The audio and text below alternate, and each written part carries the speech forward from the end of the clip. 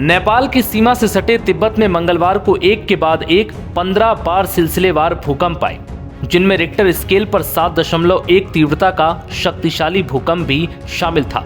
वहीं इसके कुछ घंटों बाद एक बार फिर तिब्बत में भूकंप के झटके महसूस किए गए हैं। रिक्टर स्केल पर अब की बार भूकंप की तीव्रता 4.5 मापी गई।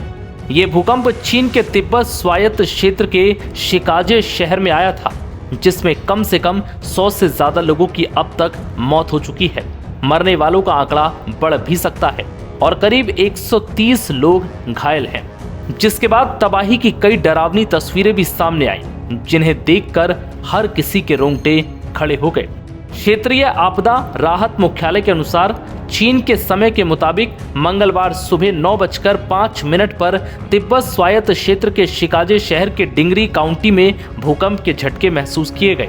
भूकंप का केंद्र नेपाल के सोलुखुम्बु जिले में था, जो चीन की सीमा के पास स्थित है।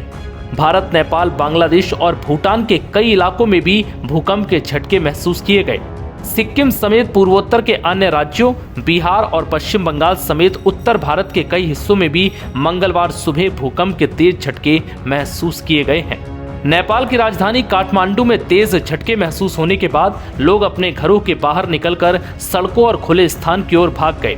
सरकारी चैनल सीसीटीवी ने बताया कि तिब्बत में चीनी वायुसेना समेत बचाव दल खोज प्रयासों में शामिल है। तिब्बत में भूकंप के बाद हर जगह मातम पसरा हुआ है।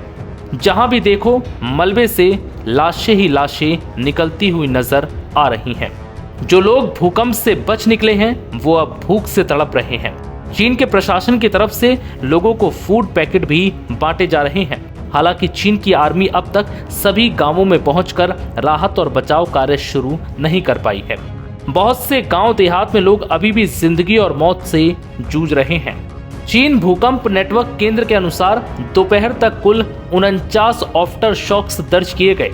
भूकंप के बाद एक बयान में शी जिनपिंग ने अधिकारियों से कहा है कि वो बचे हुए लोगों की खोज और बचाव के लिए पूरी कोशिश करें।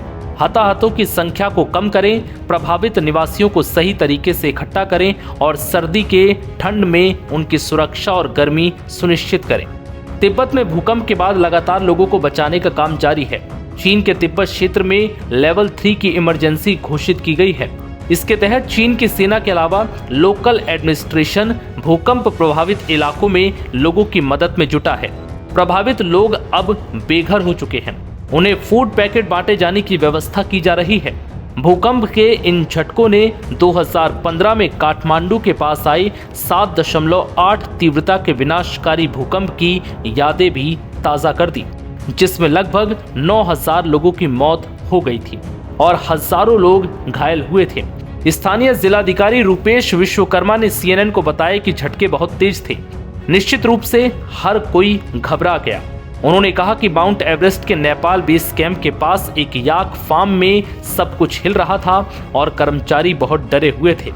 वहीं इस विनाशकारी भूकंप के बाद अब राहत और बचाव का काम लगातार जारी है। नव भारत टाइम्स की रिपोर्ट।